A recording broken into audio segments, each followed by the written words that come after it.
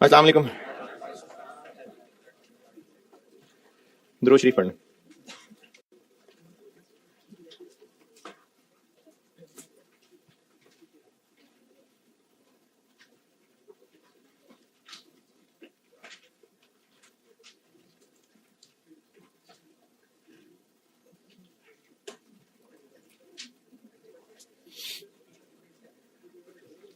सवाल लिखें।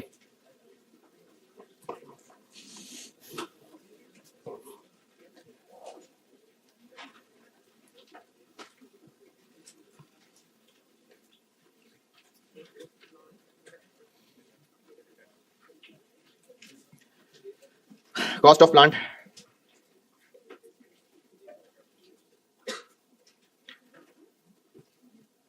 80,000। Cost of plant 80,000।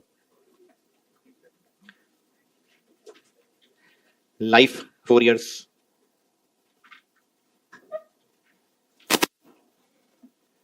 RV 10,000।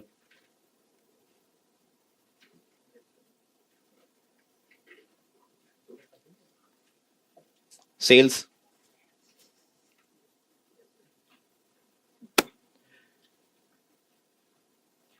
Year 1 में 2400 यूनिट्स।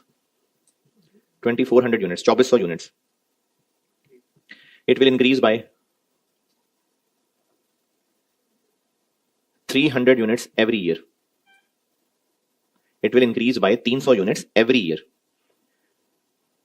यानी ईयर 2 की सेल्स होंगी 2700, ईयर 3 की। अरे इतनी जल्दी ऐड कर लेते हैं, शाबाश। हाँ ऐसे ही सही है। Sale price per unit, sale price per unit 20 रुपए 20।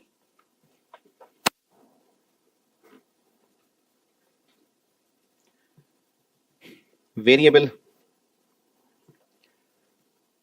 Production cost, variable production cost 40%, 40% of sales.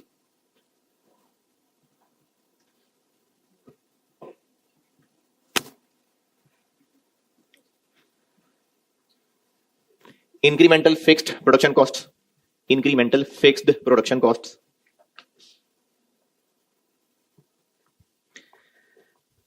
3500 per year, 3,500 per year. Allocated fixed FOH, allocated fixed FOH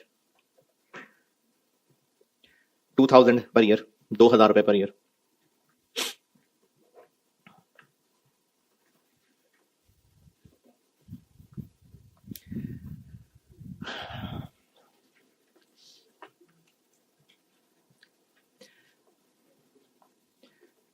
marketing cost, marketing cost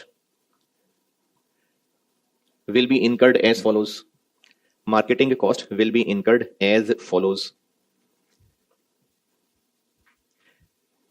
At start of project, at start of project 4,000, और at start of third year 5,000। शुरू में चाहिए होंगे 4,000 और तीसरे साल के शुरू में चाहिए होंगे 5,000।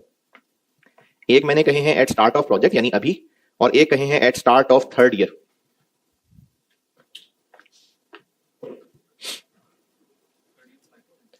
पता नहीं, पहले 4,000 है फिर 5,000 है। हाँ, स्टार्ट ऑफ प्रोजेक्ट 4,000 और start of third year 5,000।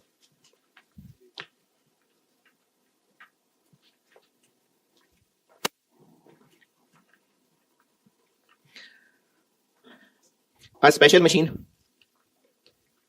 a special machine will also be used, will also be used for this project in first 2 years only। पहले 2 साल में चाहिए होगी बस। in first 2 years only। this machine is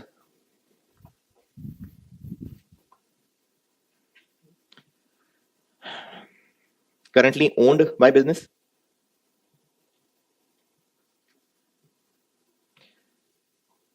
and will be rented out, will be rented out at an annual rent of at an annual rent of 7,000, annual rent of 7,000,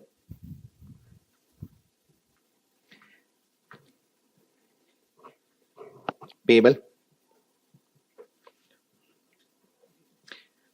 at start of every year, at start of every year, if not used in this project.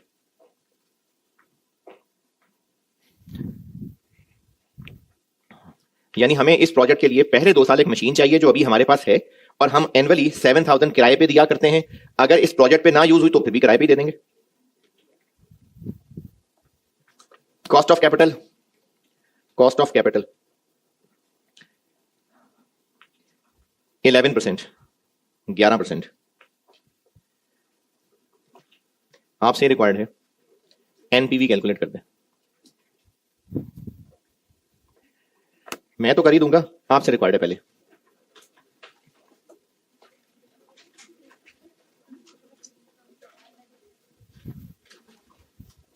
अभी इस वक्त ना मुझे इससे कोई गर्ज नहीं है कि आप कौन सी लाइन पहले लिखें, बस सिर्फ इतना देखना चाह रहा हूं कि आप कौन कौन सी लाइन लिखते हैं और किस किस कॉलम में लिखते हैं।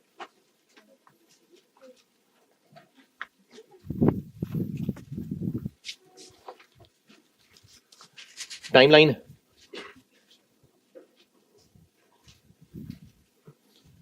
और कैश फ्लोज आ जाएंगे।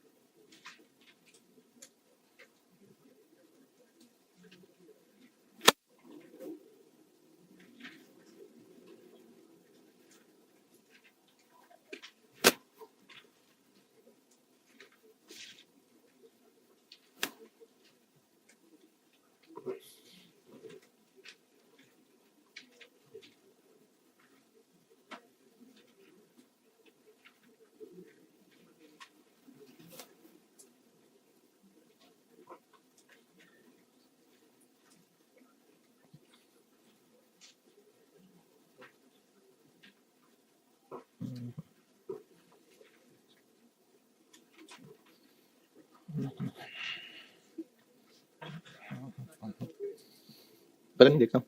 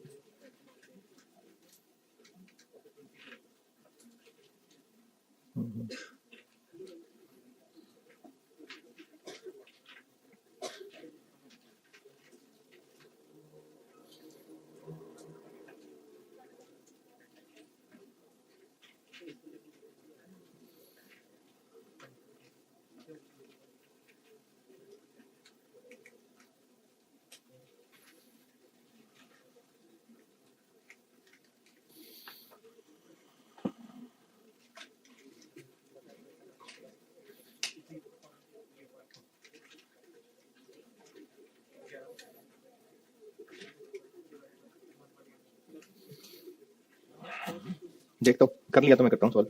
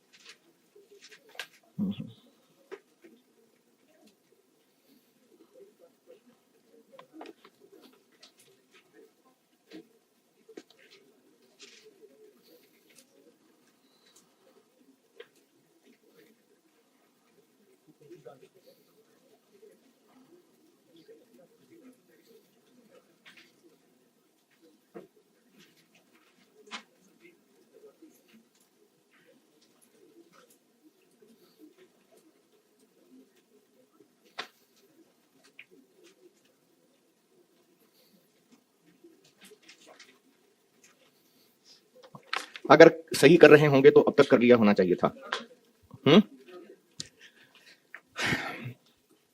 अच्छा, अब इसकी exam presentation point of view से चूंकि सवाल में यूनिट्स भी नहीं है, खुद निकालने पड़ेंगे, तो हम एग्जामिनर को कह देते हैं कि यूनिट्स ये हम तुम्हें वर्किंग वन में दिखा देते हैं इनटू 20 रुपए। सेल प्राइस दी हुई है तुमने, यूनिट्स हम तुम्हें वर्किंग वन में निकाल देते हैं। तो working one units year one के 2400। अच्छा, ये भी ना एक बिल्कुल मुनासिब सी रीजनेबल प्रेजेंटेशन है कि हम ईयर 2, ईयर 3 और ईयर 4 इनके बारे में एग्जामिनर को कह देते हैं LY plus 300, last year plus 300, तो 2400 नहीं 2700, 3000 और 33।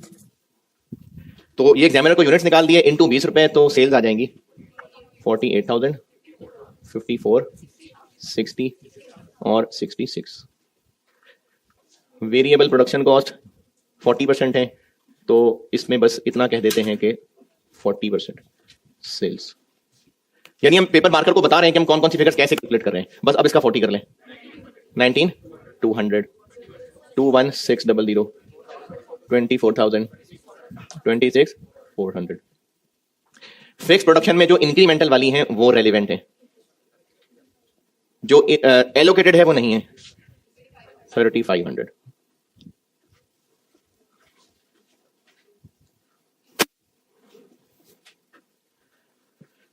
मार्केटिंग रेलिवेंट है कि नहीं? बिल्कुल है। तो मार्केटिंग का खर्चा एक होगा स्टार्ट ऑफ प्रोजेक्ट यानी 0 पे, कितना 4000। एक होगा तीसरे साल के शुरू में टाइमलाइन पे 0.2 5000। इसमें इतराज शर्माए नहीं, कोई मसला है किसी को तो बताएं। स्टार्ट ऑफ प्रोजेक्ट यानी for an time 0, start of year 3 यानी टाइम लाइन पे 0.2। अच्छा, मशीन हमें किराए पे जो इनकम कमाया करते हैं वो कुर्बान करनी पड़ेगी, तो मशीन का रेंट हमारे लिए एक रेलेवेंट आउटफ्लो होगा। और बस पहले 2 साल चाहिए, तो वो जो पहले 2 साल में साल के शुरू में 7-7 हजार आना था वो कुर्बान करना पड़ेगा। पहले 2 साल और किराया मिलना भी साल के शुरू में था, तो ईयर 1 का शुरू, ईयर 2 का शुरू। इसमें भी गड़बड़ है। और क्या है? बस प्लांट है 0 पे 80,000 और एंड पे 10,000, 91,000, 18,300 32500। डिस्काउंट रेट है 11%, तो 11% पे डिस्काउंट फैक्टर आ जाएगा 1.90 175,731,659।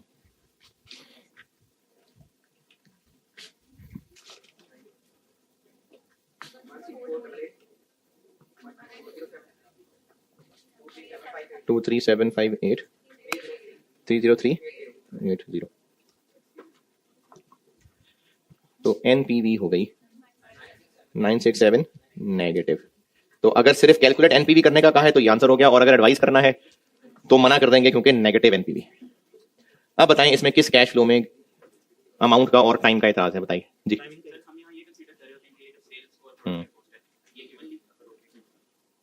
मैं इसका भी देता हूं जवाब, हाँ जी। और कोई एतराज? अच्छा, मैंने ना इसमें आपको ये जो बात अब बताने लगा हूं ये इसलिए नहीं बताई थी कि आप सवाल करते हुए आपके ध्यान में सवाल बने। अब मैं आपको एक चीज बताता हूं। मैंने पे बैक में ये बताया था कि पार्ट ए और पार्ट बी में से बाय डिफॉल्ट कौन सा है? कौन था पार्ट ए पार्ट बी? पे बैक वाले लेक्चर क्या है? हाँ, क्लास के बाद शायद किसी को बताया था। हाँ, वो किसी ने सवाल पूछा था तो मैंने उसको बताया था। तो पे बैक वाले लेक्चर पे परसों, उसमें आखिर में मैंने एक सवाल कराया था जिसका पार्ट ए और पार्ट बी लिखा था। पार्ट ए था कि कैश फ्लोज एंड पे अराइज हो रहे हैं, और पार्ट बी था पे बैक के लिए, सिर्फ पे बैक के लिए बाय डिफॉल्ट बी है। सिर्फ पे बैक के लिए कैश फ्लोज इवनली अराइज होना ये बाय डिफॉल्ट है, सिर्फ पे बैक के लिए। ये उसी सवाल के नीचे लिख लेना बेशक। सिर्फ पे बैक टेक्निक के लिए ए और बी में से बाय डिफॉल्ट बी है।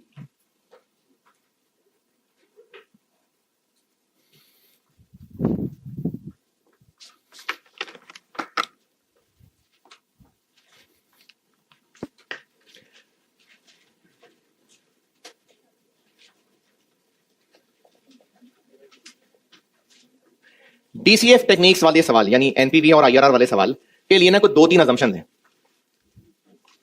सवालों की आसानी के लिए ये 2-3 असम्पशंस फॉलो हो रही होती हैं। डीसीएफ टेक्निक्स के सवालों के लिए 2-3 असम्पशन है, और असम्पशन वहां फॉलो होती है ना खामोशी हो। अगर क्लियरली कुछ कह दिया तो फिर कह दिया, वरना खामोशी है तो असम्पशन है।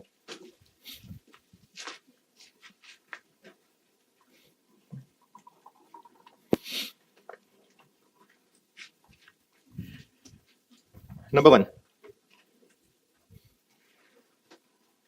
उर्दू में बताऊं इंग्लिश में बताऊं? चलें ठीक है, उर्दू में बताता हूं, इंग्लिश ट्रांसलेट कर लें।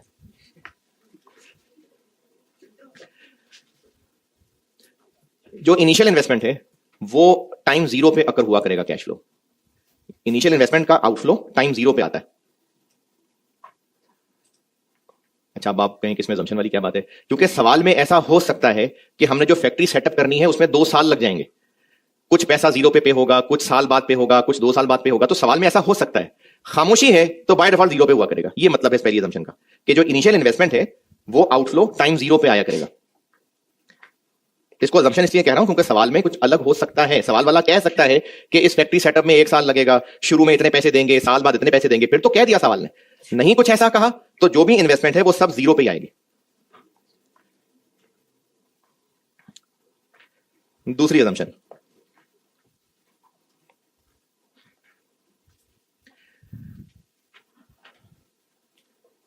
इन्वेस्टमेंट होते ही ऑपरेशंस शुरू हो जाएंगे। यानी इन्वेस्टमेंट हुई, बस प्लांट वर्किंग कंडीशन में आ गया, तो इन्वेस्टमेंट होते ही प्रोजेक्ट ऑपरेशनल हो जाएगा। इनिशियल इन्वेस्टमेंट होते ही प्रोजेक्ट ऑपरेशनल हो जाएगा।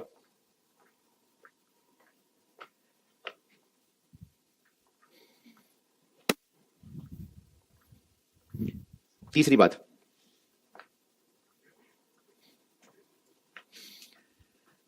अच्छा, अब चूंकि पहली पॉइंट में मैं इनिशियल इन्वेस्टमेंट की बात कर चुका हूं तो पॉइंट 3 में फिर इसके अलावा वालों की बात कर रहा हूं। सारे cash flows end of year arise होंगे। जितने भी कैश फ्लोज हैं, अब देखिए इस 80,000 के अलावा सारे cash flows end of year arise होंगे। सारे कैश फ्लोज इनिशियल इन्वेस्टमेंट के अलावा एंड ऑफ ईयर अराइज होंगे। अच्छा, इसको मैं assumption क्यों कह रहा हूं? अगर शुरू में करने हुए तो सवाल वाला बताएगा। ये जो 7,000 है, अगर मैं इस सवाल में सिर्फ ये कह देता कि annual rent 7,000, start of year ना बोलता, तो फिर हम उसको 1 और 2 पे लिखते। अगर मैं ये कह देता कि मार्केटिंग का कैश फ्लो थर्ड ईयर में 4-5,000 रुपए होगा, थर्ड ईयर में, तो मैं 3 पे लिखता। ये मुराद है इस assumption से कि जितने भी सवाल के कैश फ्लोज हैं वो एंड ऑफ ईयर अराइज होने, अगर कोई स्टार्ट ऑफ ईयर होगा तो बताया होगा। तीसरा पॉइंट रिपीट कर रहा हूं, सारे cash flows end of year arise होने हैं, अगर कोई स्टार्ट ऑफ ईयर होना होगा तो अलग से बताया होगा।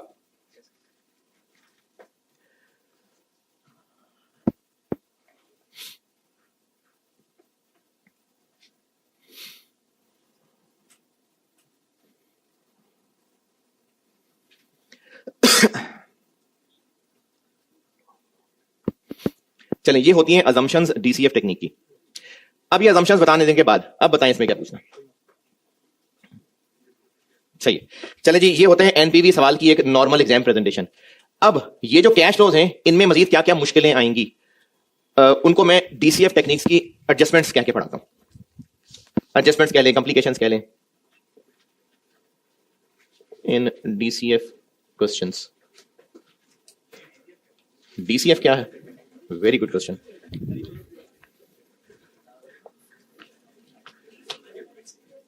D for dog, C for cat, F for fight. DCF है डिस्काउंटेड कैश फ्लो। ये जो हम लोग एनपीवी, अच्छा आप तो आई नहीं थे कल परसों, अच्छा, डिस्काउंटेड कैश फ्लो टेक्निक्स है। इसमें हम लोग ये जो फिगर्स यूज कर रहे हैं ये कैश फ्लोज हैं और हम फाइनली इनकी डिस्काउंटिंग कर रहे हैं, तो इसलिए इस मेथड को डिस्काउंटेड कैश फ्लो टेक्निक कहते हैं जी। वैल्यू यूज से मिलती जुलती चीज है, हाँ, उसमें भी कैश फ्लोज ही होते थे। अच्छा, वो इस दफा FR1 में वो हुआ है, वो इनकम भी दी हुई थी और कैश फ्लो भी है ना, हाँ। है उसमें से क्या यूज करना था? वैल्यू यूज होती है present value of future cash flows, future income expenses नहीं, कैश फ्लोज, तो कैश फ्लोज लेने।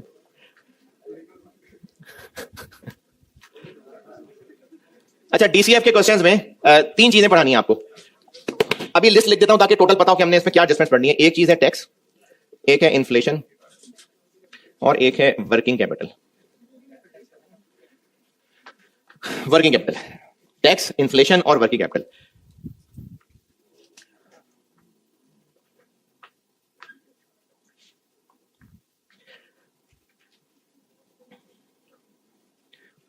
अच्छा, ये जब सब करा दूंगा ना विद मैक्सिमम प्रैक्टिस, तो शॉर्ट टर्म डिसीजन मेकिंग में एक वो पोर्शन था रेलेवेंट कॉस्टिंग का, कि मटेरियल रेगुलर है नहीं है, लेबर परमानेंट है, स्पेयर टाइम है नहीं है, वो मिक्स करके भी 1-2 सवाल आए हुए हैं इसमें। तो इसलिए जब उन दो आखिर में, बिल्कुल इस टॉपिक के बिल्कुल आखिर में, क्योंकि वो मिक्स करके भी लॉन्ग टर्म डिसीजन मेकिंग के सवाल टेस्ट हुए हैं, तो इसलिए फिर आपको वो रिवाइज करा के तो वो मिक्स वाले भी सवाल करेंगे हम। तो एनपीवी कैलकुलेशन में एक रीजनेबल फॉर्मेट है जहां पर कैश फ्लोज लिख रहे हैं, इसमें सवाल की मुश्किलें बढ़ जाएंगी, टैक्स भी आ जाएगा, वो भी एक आउटफ्लो ही होगा, क्यों, टैक्स पे करेंगे। फिर इसके अलावा अभी मैंने इस सवाल में सेल प्राइस क्या रखी है, हर साल सेम है तो हर साल थोड़ी सेम रहेगी, महंगाई भी होगी तो उसमें इन्फ्लेशन भी आएगी, वर्किंग कैपिटल भी एक चीज आएगी। तो इनमें अब ये 3 चीजें मैं एक एक करके आपको पढ़ाता हूं। टैक्स पढ़ाता हूं पहले। इसमें बताएं बेटा, कुछ पूछना है कोई प्लेसमेंट के एतबार से, और किसी इस बात पे एतराज के ये ब्रैकेट क्यों लगाया, या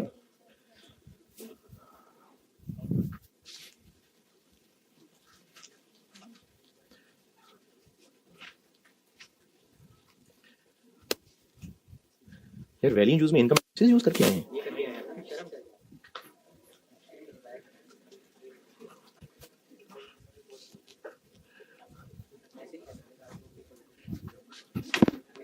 टैक्स, टैक्स, अच्छा, इसमें जो लोग FR2 पढ़े हैं, कोई करंट टैक्स एफर टैक्स नहीं है, सादी सी टैक्स की कैलकुलेशन है। और वो जो टैक्स कैलकुलेट होगा वो एक आउटफ्लो होगा।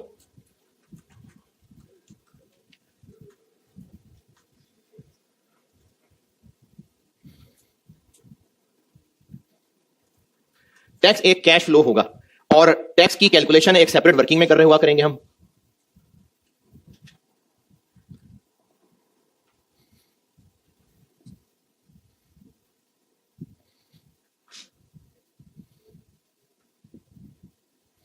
और यहां पर फिर डेप्रिसिएशन की कैलकुलेशन भी आएगी।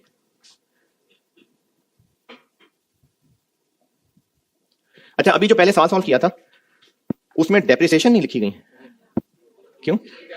क्योंकि वो कैश फ्लो नहीं है, हम लोग कैश फ्लोज बना रहे हैं। अब वर्किंग में टैक्स कैलकुलेट, टैक्स किस पे पड़ता है? प्रॉफिट पे। तो प्रॉफिट निकालने के लिए डेप्रिसिएशन हम वर्किंग में यूज करते हुआ करेंगे।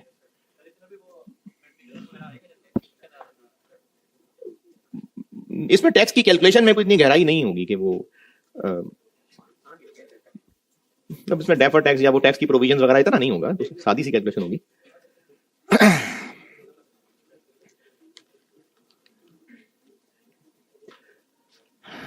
चलें, टैक्स की वैरायटियां जो हैं वो काफी सारी, सवालों से सिखाता हूं।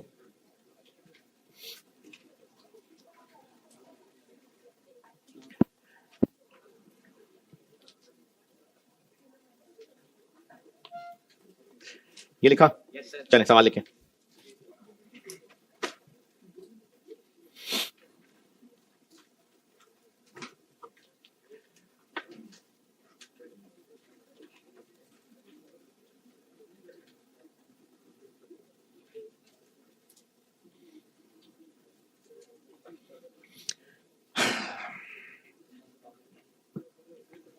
प्लांट की कॉस्ट 70,000। प्लांट की कॉस्ट, अगला सवाल है, प्लांट की कॉस्ट 70,000। लाइफ 4 साल। अच्छा, दफा 4 साल ही नहीं होगी, कभी 5 भी हो सकते हैं, कभी 3 भी हो सकते हैं। नॉर्मल एक सवाल में 4 या 5 कॉलम बनवाता है एग्जामिनर, 5 तक बना लेता होता है। तो क्या लिखा? लाइफ ऑफ प्लांट 4 साल है, आरवी 15,000 नहीं 10,000 है, आरवी 10,000 है।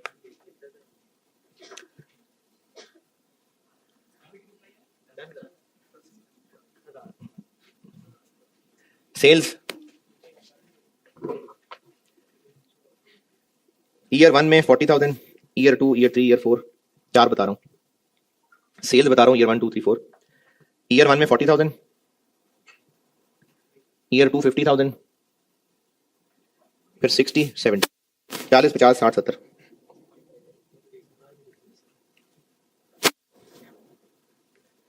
Variable production cost, variable production cost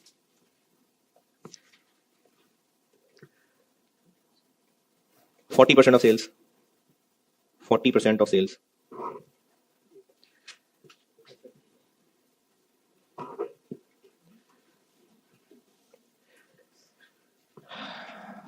fixed production costs, fixed production costs 2500, 2500 per year.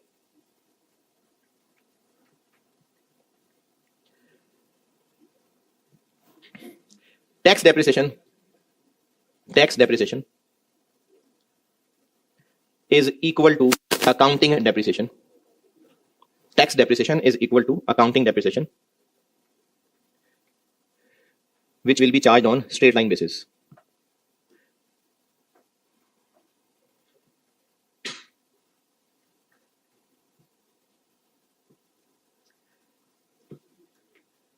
Tax rate 30%. Tax rate 30%.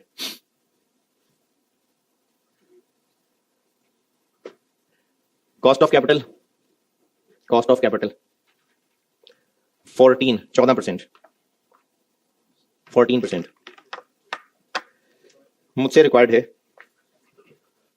Advice करें प्लांट खरीदना है या नहीं खरीदना।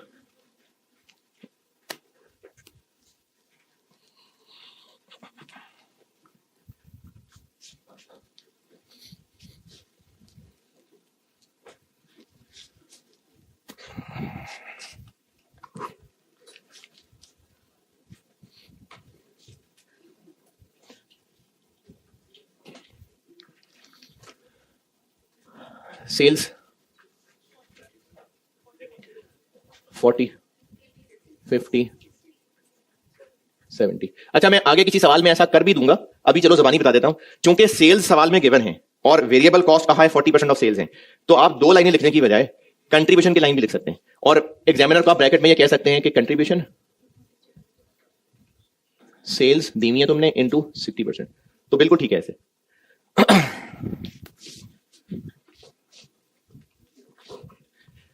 अच्छा, वेरिएबल कॉस्ट हो गई 40% ऑफ सेल्स, 16,000, 20,000, 24,000, 28,000। और क्या है? फिक्स कॉस्ट अच्छा वैसे तो आपको ये याद हो ही जाएगा, लेकिन इधर ही ना इसी पेज पे कहीं एक नोट लिख लें, स्टार स्टार लगा के डब्बा बना के, कि प्रोजेक्ट से रिलेटेड अगर आपको फिक्स कॉस्ट बताई है बाय डिफॉल्ट वो रेलिवेंट ही है। प्रोजेक्ट से रिलेटेड जो फिक्स कॉस्ट बताई है, क्योंकि डाटा ही प्रोजेक्ट का दे रहे हैं, तो बाय डिफॉल्ट वो रेलिवेंट होगी। या तो बताया होता ना कि एलोकेटेड है, मैंने तो नहीं कहा बस फिक्स कॉस्ट का है, तो बाय डिफॉल्ट ये रेलिवेंट ही होंगी। प्रोजेक्ट से रिलेटेड फिक्स कॉस्ट दी हैं अगर, तो बाय डिफॉल्ट वो रेलिवेंट ही हैं।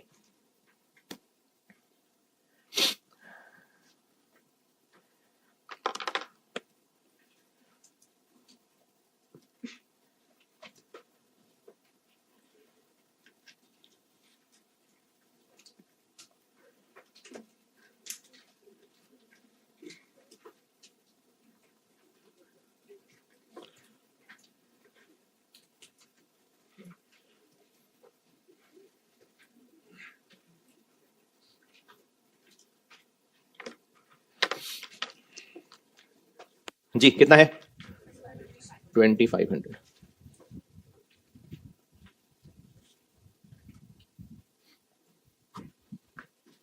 और क्या है टैक्स। अच्छा आप में से कुछ रिपीटर बच्चे भी हो सकते हैं, ये रिकॉर्डिंग सुन रहे होंगे, चाहे वो ये लेक्चर अभी सुन रहे हैं, चाहे रिजल्ट के बाद उनको मौका मिला कुदरत की तरफ से लेक्चर सुनने का, तो वो सुन रहे होंगे। और अगर वो किसी और टीचर से पढ़े हैं तो इसकी ना एक प्रेजेंटेशन ये भी होती है कि डेप्रिसिएशन, ये मैं रिपीटर से बात कर रहा हूं, यहां डेप्रिसिएशन लेस टैक्स कैलकुलेट कर लें, फिर डेप्रिसिएशन ऐड बैक, ये सिर्फ रिपीटर्स की बात कर रहा हूं, डेप्रिसिएशन लेस उसके बाद डेप्रिसिएशन ऐड बैक, ये भी एक तरीका होता है। टैक्स की कैलकुलेशन के ना 2-3 तरीके हैं, मैं आपको वो एक तरीका सिखा रहा हूं जो सब सवालों में सबसे सेफ है, यानी हर तरह की मुश्किल में वो वाला तरीका फिट बैठता है, मैं वही वाला एक तरीका सिखा रहा हूं। हम करेंगे इनका नेट टोटल। अच्छा ये मैंने बेशक कैश फ्लोज लिखे हुए हैं, लेकिन ये इनकम एक्सपेंस वाले ही है ना। प्लांट का कैश फ्लो, प्लांट की आरवी, वो कोई इनकम एक्सपेंस थोड़ी है, तो इसलिए हम जब टैक्स अगर सवाल में आ गया तो हम जब वो वाले कैश फ्लोज लिख लेंगे जो 12 इनकम एक्सपेंसेस वाले हैं, उनका फिर हम एक सब टोटल कर देंगे। प्लांट की लाइन नहीं लिखनी अभी। 212750335500 इसमें से अब हमने टैक्स पे ऑफ करना है, उसकी करनी पड़ेगी वैलिड। तो सवाल में टैक्स को हैंडल करने की प्रेजेंटेशन 2-3 है, बीएफडी में 3 सिखाता होता हूं बच्चों को, लेकिन आपको मैं वो एक सिखा रहा हूं जो हर मुश्किल के हिसाब से सबसे ज्यादा फिट बैठ सकती है, वो बता रहा हूं।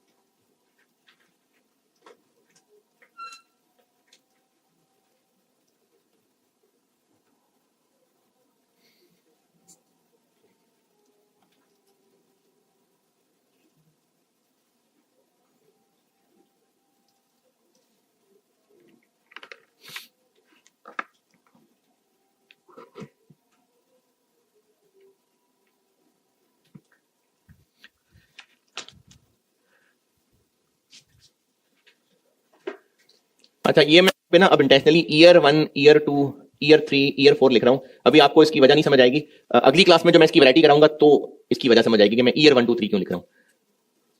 नेट कैश जो हम मेन फॉर्मेट में निकाल चुके हैं, 21,500, 27,500, 33,500, 39,500। अगर ये सारे इनकम एक्सपेंसेस कैश ही हैं तो ये प्रॉफिट हुआ फिर, लेकिन क्या ये वाकई प्रॉफिट है और तो नहीं कुछ इसमें से माइनस होने वाली चीज? डेप्रिसिएशन।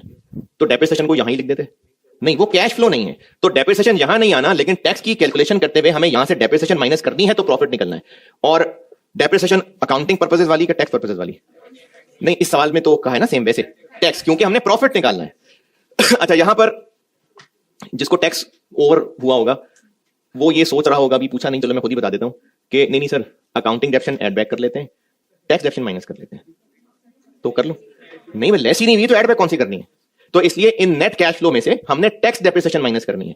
चूंकि इस सवाल में मैंने कहा था दोनों सेम है, तो फिर दोनों सेम ही है, और स्ट्रेट लाइन मेथड है, तो 70 माइनस 10/4 15,000।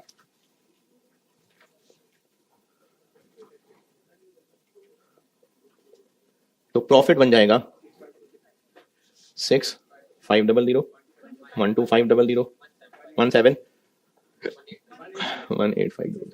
ये गलत है, और ये 24,500, और टैक्स रेट है 30%। 1950 3750 550 7350। अच्छा, वो आपको कहा था कि बुक प्रिंटिंग में होगी तो उसमें इस चैप्टर तक का तो टाइम निकल ही जाएगा। तो इसके जो प्रैक्टिस क्वेश्चन है ना, वो ग्रुप में देखें शेयर हो गए हो शायद अब तक। हाँ, तो वो मैंने ग्रुप में भी शेयर कर दिया। उसमें कुछ कॉस्ट में होता था ये टॉपिक 2022 से पहले, तो कॉस्ट के पास पेपर्स हैं, और जो मैं मैक्सिमम आपके लेवल पे बीएफडी के सवाल निचोड़ सकता था वो हैं 5-6 हैं बीएफडी के सवाल। तो ये मैंने आपको एक पीडीएफ फाइल दी है, और रिकॉर्डिंग वालों के लिए ग्रुप में रख दी, अपने पोर्टल पे रख दी, और अगर आपको हार्ड कॉपी चाहिए हो तो कॉपी के पास भी रख दी। बाकी फिर जब बुक आ जाएगी तो बुक ले लीजिएगा। और जब बुक आएगी तो उसमें होंगे एमएफए के पास पेपर्स, लेकिन जब तक बुक नहीं आ रही तो ये जो फाइल आपको दी है इसमें कॉस्ट के पुराने वाले और कुछ बीएफडी वाले सवाल हैं। एमएफए की जो 6 अटेम्प्ट्स गुजरी वो मैंने इसमें नहीं डाले हुए, वो आप लोग वैसे आईकैप की वेबसाइट से डाउनलोड करके रख लें अपने पास, क्योंकि बुक आएगी तो बुक में तो प्रिंटेड होंगे ही, तो क्लास में जब कराने होंगे तो वो आप अपने पास डाउनलोडेड रख लें। एमएफए की 6 अटेम्प्ट्स गुजरी हैं अब तक, वो आपके पास डाउनलोडेड हो, और ये जो मैंने मजीद फाइल दी है ये टोटल प्रैक्टिस मटेरियल है लॉन्ग टर्म डिसीजन मेकिंग का। बाकी जब बुक आएगी तो उसमें सब कुछ प्रिंटेड होगा, वो ले लीजिएगा जी। जो कैश नहीं होगा, नहीं, हाँ हाँ, एक वर्किंग कैपिटल में आगे चल के चीज पढ़ाऊंगा, वो इन्वेंट्री का लॉस। हाँ, हो सकता है। Tax calculation done. तो टैक्स को हम यहाँ ऊपर लिख लेते हैं 950 3750 550 और 7350, और प्लांट की लाइन आ गई 70,000 और 10,000 70 19550 23750 27950 42150। डिस्काउंट फैक्टर कितना? 14% पे 1.877.7 69.6 75.592।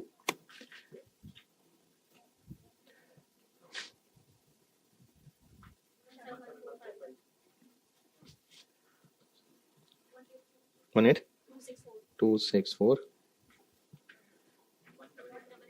88 24953। तो एनपीवी हो गई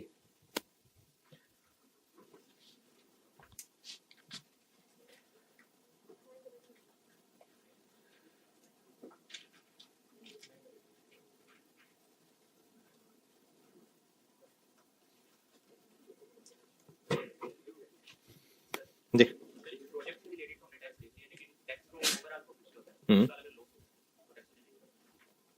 कैसे पता लॉस हो रहा है?